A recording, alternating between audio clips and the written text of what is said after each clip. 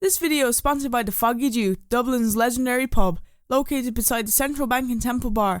Come in for great nights, pints and supporting metal. Shout out to our other sponsor, Helio Gas Detection.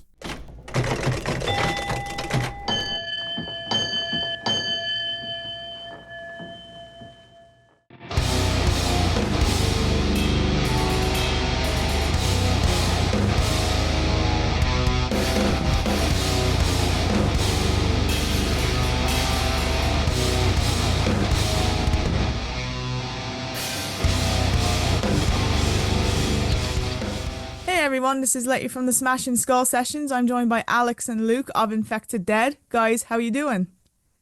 Yeah, doing good, thank you. How are you? I'm good. The sun is shining. You know, Ireland's just got a yellow rain warning again, so I'm feeling Oh, great. nice. And Luke, how are you doing? I'm doing good. As we said before we started filming, literally waiting for the vinyls to show up for our EP that's coming out. We're doing some shows tomorrow. I'm trying to fit, 5 days of work into 3 days of work because of the time I need to take off, but it's all good. That's just the reality of being a modern musician, The more often than dream not. life, the dream. To the listeners who maybe haven't heard of you guys before, could you introduce yourself and your role in the band? Would you like to go first, Luke? You go first, Alex. I joined your Okay. band. Fair. So my name is Alex Brown. I am the guitar player and I guess primary composer of Infected Dead. We all wear many hats in this thing, like because as a band in this modern age, you have to wear many hats. So yeah, but predominantly guitar player, composer. I'm Luke, the bass player. I joined the band quite a few years ago when they were on their first EP. I do some backing vocals in the band as well, and generally handle a lot of the booking of the shows. I'm a project manager. That's my profession, so that kind of bleeds over into this to make use of that skill. I'm involved in quite a few bands. Notably, Alex and I were in Pupil Slicer for a number of years. At the moment, I also play with a band called Dawnwalker, who are a progressive post metal band who've got a great discography that I was a fan of before I played on their last couple of records. And I'm also in a hardcore band called Swear Down, based in Kent. Cool. So, men of many hats, as Alex just said. Many genres, many hats, many riffs. Many hats and many riffs. I like it. So, how did the band start? So interesting enough, me and the vocalist Lou were playing in like another band and it was kind of like reaching the end of it. So we decided to kind of break off by ourselves and start up a new thing. Playing like this was probably in about like 2014. Then you spend a lot of time in this game like trying to find the correct lineup and you go through like so many people because like playing just like death metal, like regular death metal is like hard enough to find guys that are willing to like do it because there is an element of you have to be studious with your instrument even to play, like slamming death metal or slower death metal, like. And in our area, there wasn't really many people that are up for doing it, and it's been kind of a grind finding the correct lineup over the years to get this thing going. So probably in about 2016 is when we landed on like a stable enough lineup to then put out a release, which was Archaic Malevolence back in 2017. Did some touring off of the back of that, toured with like Bloodshot Dawn, played shows with Gruesome, Ingested, Immolation. Then in 2019, I got a message before the Bloodshot Dawn tour that we done from Luke. Luke had just moved into the area, which the area we live in, which is Kent in the southeast of the UK. And in classic Luke fashion, sent me this DM on Instagram that was like, "Do you need a bass player?"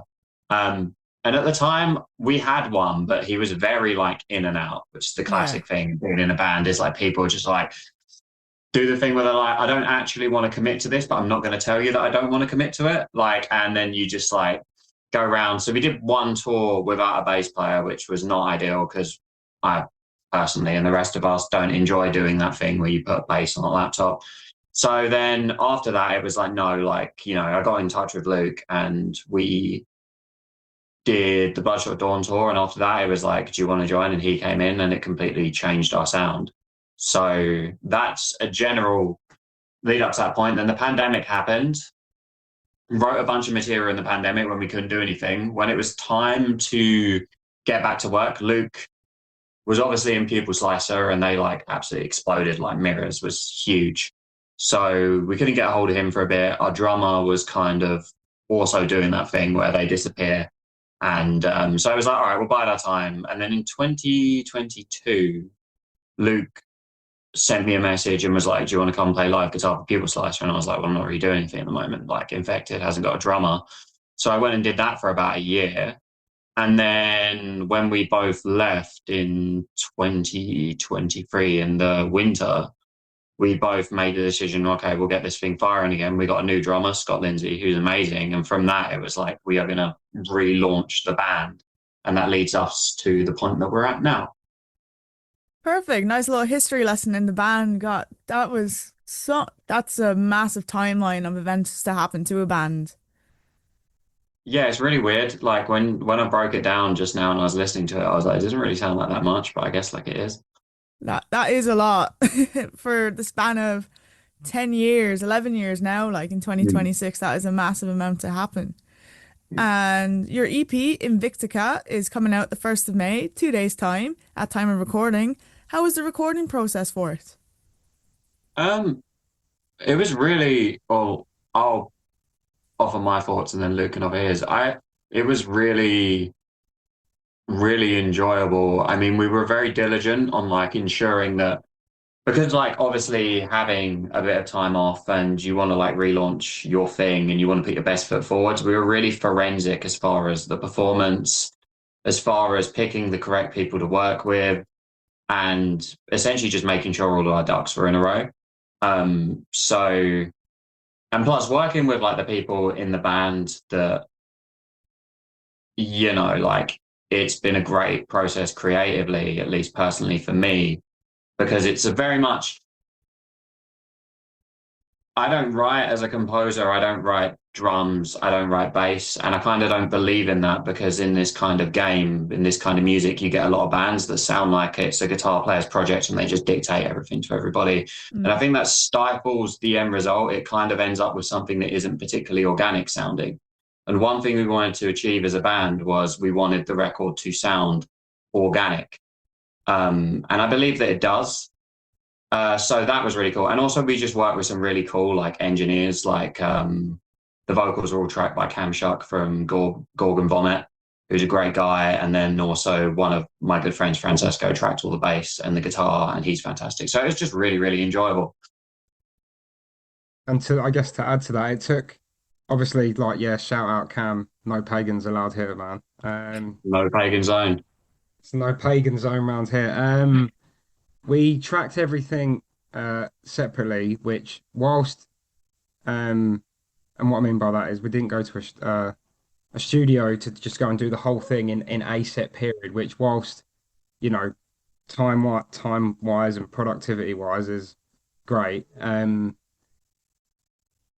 We tracked a lot with Alex's friend Frankie, who's a great audio engineer, and then kind of built up the elements individually. Scott recorded his drums at home where he was living in Canterbury at the time, and we did the vocals in a studio, as mentioned. So we thought we would invest the capital that we had for this release in mix as opposed to in studio time, because it's changed the game a bit.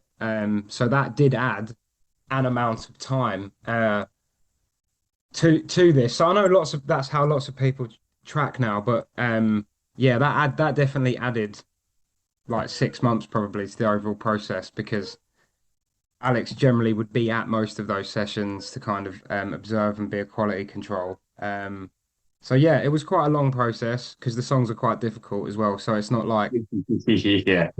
it's Yeah. you know, I mean, like I've been to Obscene Extreme, like I love grindcore and stuff. But you know, tracking 10 to 12 minutes of grindcore for a 7 inch. You can do that in a couple of days. Like, and it still be quite tight, maybe even a day if you're great musicians at your studio. But we took our time with it, and to be honest, because of the long gap, as you highlighted at the beginning, it's not like anyone was on us to say, "Oh, where's this release?" Because people thought we were just the band was probably finished anyway. So Yeah. we were kind of saying, "Let's just take our time with it." So when we do re-emerge, it's album quality, even though it's an EP and kind of really grabbed the metal community's attention, rather than Yeah, half.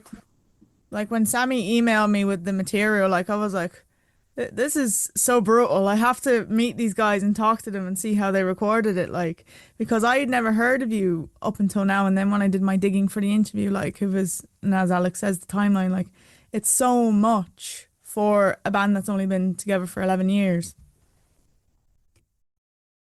I mean, And Yeah. like yeah, it's still worth taking ages, but like, yeah, we hope that the album will not have such Yeah. a long lead time because, as I said to Alex when we were putting this together, if we start doing this again properly, like we can't be having another No, 7 years before the album comes out. It's got to come no, out. absolutely not.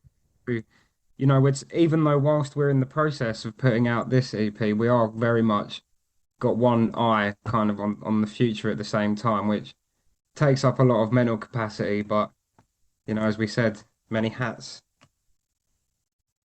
I Yeah, mean, absolutely. tools taught people patience anyway, between 10 and 12 years per release. Like, It's true. I mean, when you say it like that, I guess we're operating on like tool level timelines. So hopefully we can, Yeah, yeah. with that quality of complexity. Yeah. I do think though that like it's the mad thing with the kind of the pandemic and the couple of years post that is like I guess maybe everyone feels that they lost like lost track of time a little bit, I would say. I know a lot of people say COVID years don't count because I'll be counting bands that haven't come over to Ireland. I'll be like, it's been 10 years since they've come over. And they'll be like, well, technically it's only been six because COVID years don't count. Yeah. Fair, fair. I'll take that. True. And do you both have a favorite memory from the recording? Um, so my favorite one actually, and the engineer Frankie that we talk, you know, I talk to a lot. Cites this as his favorite one because we tracked all the guitars like essentially like in his house because he has a really good home setup. His partner was like unloading the dishwasher at the same time in this like really chaotic way while we're trying to track this like literally impossible section, and both of us were just like inconsolable with laughter because there was like no way you could concentrate while you were tracking this thing. So anytime I listen to the song Organic Monolith, it's like the section that leads up to the solo in that is the section where it's just like there was no way we could concentrate it like on it with that going on. That's my favorite memory, I think. Do you have one, But Luke? mine would be the feeling of elation when I completed it, but not in all seriousness for a better answer than that. Uh, I I really just enjoyed doing when I went to track my backing vocals because it's something that I worked on quite a lot, and like Alex and Lou had a couple of sessions where we just kind of did vocals basically. So it was a good feeling to kind of achieve that and track that well, and especially from Cam Shuck, who's a great death metal vocalist. Him Yeah, saying, yeah, Cam was saying, really, really, really valuable because like um one thing that was actually like just giving me my favorite experience from the recording actually is that it was the first time we have recorded with people that like the people that we chose for engineers were actual musicians for the respective thing they were tracking. Like Cam is a death metal vocalist, so he could communicate to Lou and Luke, try this, like adapt your throat in this way, or like change how you're opening your mouth to get a better result. Whereas like previously, when you track with people that are just like a guitar player or something, they can't communicate that. Yeah. a good point. And also where we tracked it at Monolith Studios is just a treasure trove in the studio of like wrestling memorabilia. Yeah. Sitting on a WrestleMania chair was pretty cool. What WrestleMania was it? That's a good question. Ooh. Was it? I think it was like one of the 30s, maybe. Yeah, Like, he's the guy that runs it's about our age, I would say, maybe a little bit older. So I yeah, should be a mid-30s one. Yeah, so probably I the think so. Cena era. Maybe like 32 or something. So we're talking Oh, like John Cena versus the Rock era kind of thing, like. Yeah, I think it might have been one of those John Cena versus Rock matches on like the chair. That's Maybe the second one. legendary. Yeah. have anyone in who's recorded a monolith? You can fact check that. Fact check that. He's also got a stone cold, like the stone cold belt, like The the world smoking skull belt. smoking skull on it. Yeah, and I'm Yeah, like, that's it. that doesn't look like a toy one. That looks like one with like plated, some sort of plated fake gold on that. You're not going to tell me how much you spent on it because it would probably be quite embarrassing. Like the actual $500, $600 replica belt Yeah, I ones, think like. it probably was one of them, like because you looked at it and you can see the shine of like actual metal, and you're like, oh no, that's proper. Yeah, yeah, exactly. I remember when I think it was one of the new belts, the red one. I think it was the new one, Intercontinental one came out. I watched this guy's reaction to it and he goes, "It looks terrible. Am I still going to buy it? Yes." Yeah, those belt guys are crazy, right? You see them online, like the ones that like, and they have these huge collections of belts. They're like a couple of people that own also like the actual belts because like sometimes they'll get like given to the people that win them, and then um they'll just sell them off to someone when they need money. I think there's a guy like a podcast host has like the original big gold belt from like NWA Mid South and from WCW and things like that, which is Oh crazy. wow. Are these the That ones not in Hogan's Beak shop? No, no, not that one. did you watch WrestleMania? Did you stay up for night one and night two? I watched it. Alex might have watched some of it. I I didn't stay watched up to watch it, but I did watch it. What I what was your watched thoughts? I only watched the match that I was interested in, which was Punk Roman, and then I kind of saw because I'd already seen all the like talk about night one, and it was kind of like it was kind of negative. I was like, I don't really have a need to check this out. Night one it was admittedly a little dicey, but I would say honorable mention for Finn versus Dom. That was that Yeah. was that was a cool match and cool to see Finn being the demon. Um, but yeah, Punk Roman, exceptional stuff. Also Cody and Randy was pretty good as well. Yeah, I think Randy's getting to the time of he's gonna call it quits soon, so maybe just putting all in like to his performances now. Yeah. It's a fair point. Like I was talking about with my friends who I watched it with. Like, will we see? Obviously, Big John had the never seen 17 thing going on. And I think Randy's on 14 or 13. Like it's close, right? And we was just talking about will he take that number? I'm not sure. I've got this thing here actually. Don't know if it comes up. It's like my friend bought this for me when we watched it last year, which is like a special edition tops one of when John won the belt. But anyway, John Cena's heel turn. That's a separate podcast. We'll talk about that. That is a whole other can of worms. You can both give an answer for this. If you could collaborate with any musician, dead or alive, who would it be?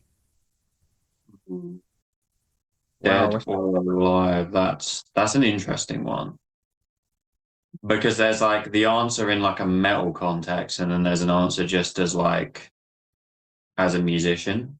Um, You can give both. all right.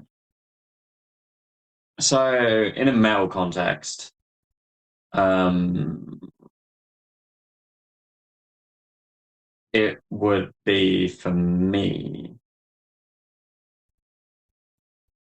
Hmm. I guess you'd have to like say someone like Devin Townsend, right? Who's like so musical That's a good show. that like if you there's a million guys you could like communicate with, like you could collaborate with in metal that would be sick, but like you could instead take the opportunity to be with someone that is just like that musical. And then artist who's dead, it'd have to be for the same reasons like Frank Zappa or somebody. Oh, nice. Good choice. They're good Yeah. choices. Devin Townsend, he recorded his last project in England, didn't he? Yeah, I think he did. Yeah, I think he got Nolly, was it? I just remember Yeah, watching yeah, Six that Six was it. Samus's That vlog was on it. it, yeah. Yeah. Where's Nolly at? Is he Yeah. on Ease? Is it like Reading or something like that? He's in Probably. Bath, I think. Yeah, Oh, that makes sense. I was gonna first go like with Surrey or something, but Bath makes sense for sure. I mean, that was his last location on the last Periphery documentary I watched, so it could have changed. Did he? I know they put out new songs recently. Is he mixing them? Because he always does their stuff, doesn't he? Right? Is he doing this new stuff they're doing? I would assume so. They haven't said otherwise because he plays bass and mixes it all, as far as Yeah, I yeah, know, yeah. since he left the band. Yeah, that makes sense. They're coming over for the first time in Ireland, actually, the week before Metallica, so I'm really Really? excited to see them. The Yeah, they've first never been time? over. That's crazy. Me and my friend That, have been religiously begging them on every single Instagram post for the that's last wild. 5 years to come over. Wow. That's nuts. You'll really enjoy them when you see them. They're really good live. Yeah, I'm really excited to see them. I actually paid for the Matt Halpern drum masterclass that he's doing a couple hours Oh, before the shit. show. So like me and Luke saw him at Radar 2023. Um, and like a big thing in, I guess, like the recording community is the use of like drum samples, and they have their own sample library, Get Good Drums, right? So when you see Matt Harpern play, it sounds like that because that sound is just him and it's mental. Like he's so good and he hits so hard. Like they had like a tech up there trying to stop like his cymbal stands from like falling over like all the time because he's just like he's so good. I was very tempted to go fly over and see them at Radar, actually. Was it a good set? Yeah, yeah, it's decent. really good. They played quite a few tracks off P2, like that suite that all goes together. And that was really cool. And they play Flight of Icarus, and you just see all these like 35, 40-year-old nerds, myself included, just jumping around going crazy because obviously I don't think they really play that song much very live. But yeah, that was really cool. I guess to answer the question Oh, yes. on that, Alex did give me a while to think about that. So like much, reflecting Alex's general position, he's chosen more like composers, right? And I just thought about drummers basically. So I think alive would be Mike Portnoy or Danny Oh, Carey. yeah. Yeah. No, just Yeah. actually, or Chad Smith. Um, and then deceased, Neil Peart or or Good Bonham choice. or Bonham would be a shout. Or of course, if I'm being a bit more holistic, like Alex, can I just play on a Death album, and I'll just Oh join, yeah, that'd be sick. yeah. They're all savage choices. I love that you chose Chad Smith as well because his work with the Red Hot Chili Peppers is amazing. I rate Chad Smith so much. Like I've said to people loads of times, like when they been back with John Frusciante, and I've seen them on a couple of shows that they did in London. Just like hearing Chad Smith drumming coming through like a stadium sound system is just immense. And that video he did on Drumeo of the 30 Seconds to Mars song is just unreal, really. And I think reflective of he's and the Chili's whole approach of just like jam instinctually, which you can't really do on tech death, but Yeah. but on No, a that's rock not. It's not built for it. you can just give it your feel, and like you just watch him hit that and you think, wow, that's just you having a laugh, really. So when he gets down to business, it's just insane stuff. Yeah, the That power. that that Drumeo series is actually really interesting, the one where they get drummers to play a Yeah. song they've never heard before. They got Jelly Roll's drummer, I think, play Enter Sandman, and it was Yeah, I just saw nothing that. like it. Nice. Yeah, Wasn't there such. one? I can't remember who it was, but they got like a jazz drummer to play like a Tool song, right? Yeah, Um, yeah, I think they did. yeah, and he was just like, "Why have you done this to me?" And I was like, "Fair, if you've never heard this before, and you're getting fed the music without like the drums on it, it must be so strange." I mean, they Another gave him the best shot of a jazz drummer trying to Yeah, replicate Tool. yeah, which was really cool.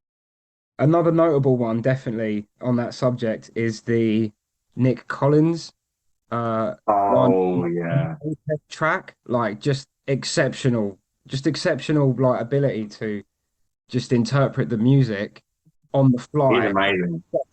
A complex song with loads of different feels, but like if you're obviously I know the later Genesis material, like the bulk of probably what he's played is the more straight up stuff, but like, I'm sure he had to learn some Yeah, like Gabriel era stuff. So they did that kind of like little documentary film about Phil Collins, right? And there's clips of Nick playing some of those old Genesis songs, and he's pretty ripping on them.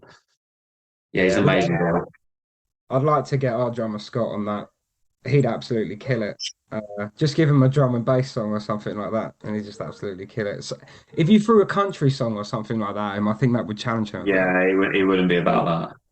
Yeah, yeah, that would Four challenge four him. is not his style. He's more 16, 18 4, yeah. No, no, he loves a bit of 4/4. That's right. Scott is at his heart as a drummer, like just an absolute brutalist, death metal Yeah, drummer. And the reason that he kind of became involved in this is that he said he wanted to play to try and extend his reach a bit and his skills. And he was like, "You're always playing in something that's really difficult and challenging. You got anything for me?" I was like, "Well, you've moved to Canterbury, which is kind of about 20, 30 miles from where we're at the time." So I was like, "Yeah," and that's how we kind of got Scott into the fold. Which he's still in Overthrow. But yeah, he's just balancing the two. I think in Overthrow, Scott is kind of more in a similar position to Alex, in the sense of him being a lot of the center of the composition.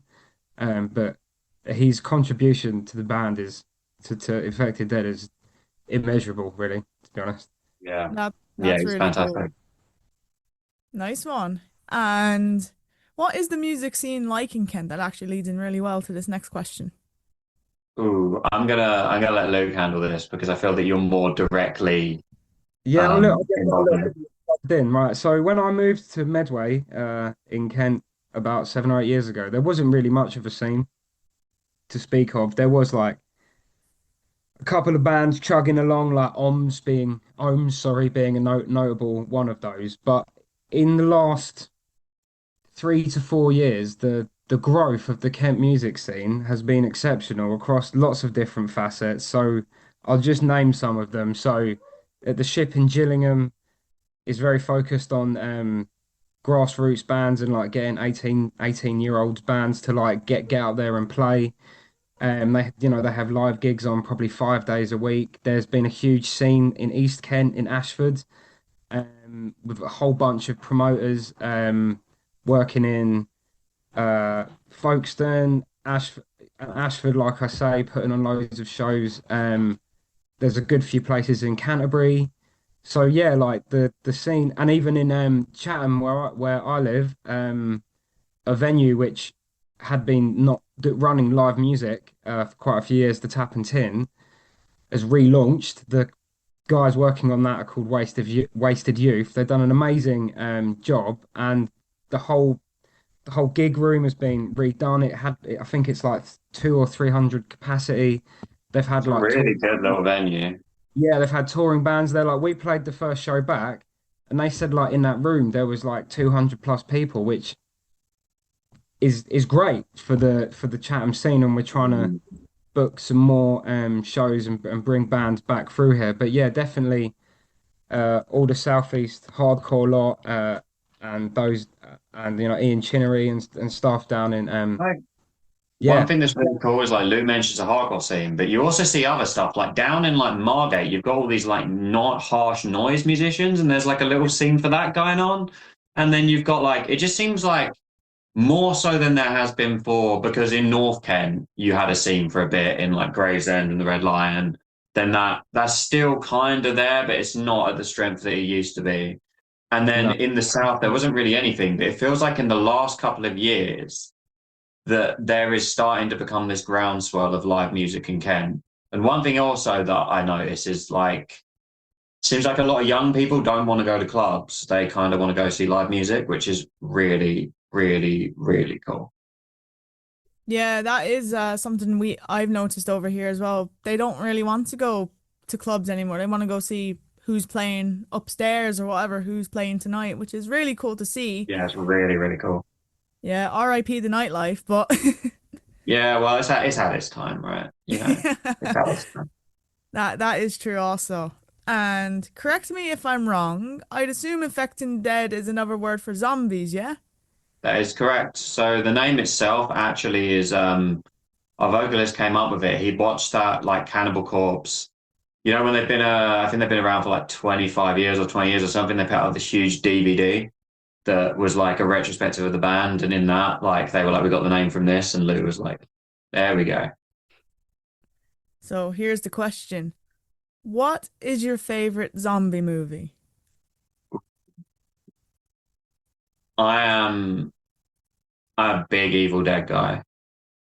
Like, especially like I love like the three, sort of the first one, the second one, and then like the third one also. First one is my favorite. Yeah, huge fan of that film. That's my favorite. Luke? And I'll keep things on the UK vibe. 28 Days Later, or just that whole series. It's got an amazing, title song. And the new two films they've done are outstanding. The second one with the Jimmies and uh, and is it Ralph Fiennes as the lead, with all the Maiden stuff in it is just amazing. Like that Bone Church or Bone Temple, like that second one was just amazing film. There's a third one of that one coming out, isn't there? Is there? I didn't know that. I But think yeah, there is. People in the nice. comments correct me if I'm wrong about that. And I think there's a new Evil Dead movie coming out. I think maybe. Yeah. Yeah, think it's about, I can't think of your man that's in it. Bruce. Yeah, I seen a movie poster about it. Maybe it was a couple of years ago, but I thought it was new. Okay, sweet. I'll let that out. Cool. Solid choices. Solid choices. And we're on to our last question. Do you have any advice for anyone wanting to start a band in 2026? Um, so I think about this a lot, right? And I know some people will say there's like things a lot like, oh, there's too many bands and blah blah blah.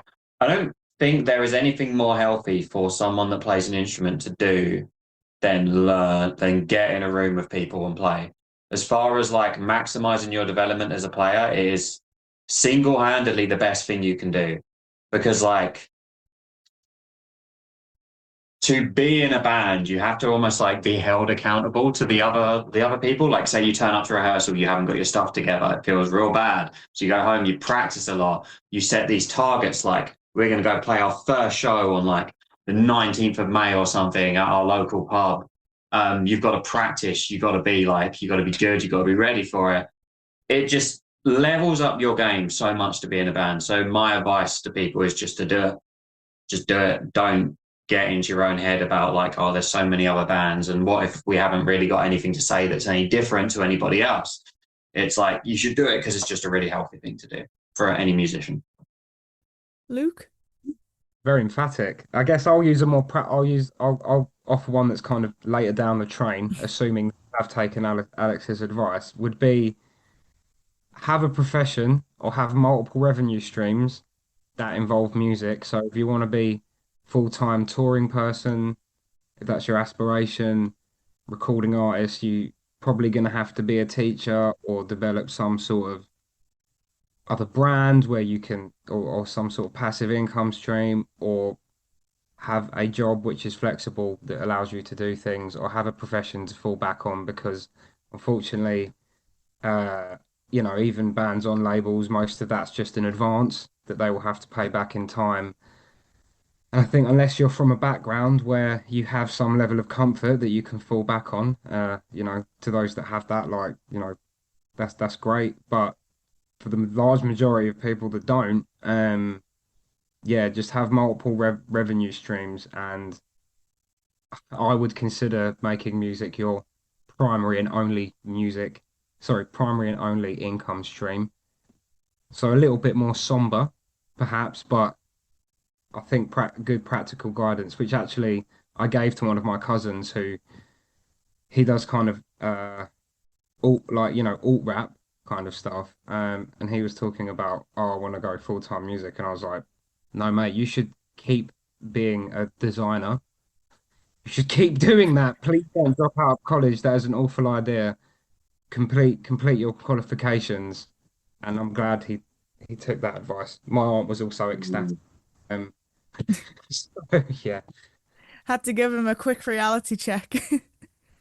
But it was meant in a non-crushing way. Do you know what I mean? Because that's not Yeah. what that thing is meant to say at all. Because you see like all these bands, guys in their 50s and 60s, and their answer to that is, well, just don't do it. It's awful. I'd say to anyone, don't start a band. It's like, well, thanks. Who's going to be your support bands then, or what do you think the 18-year-olds at your show are going to actually do then? Would be And my retort. you see the other side of it as well. You talking about the alt rap. Now, I was part of the SoundCloud rap generation.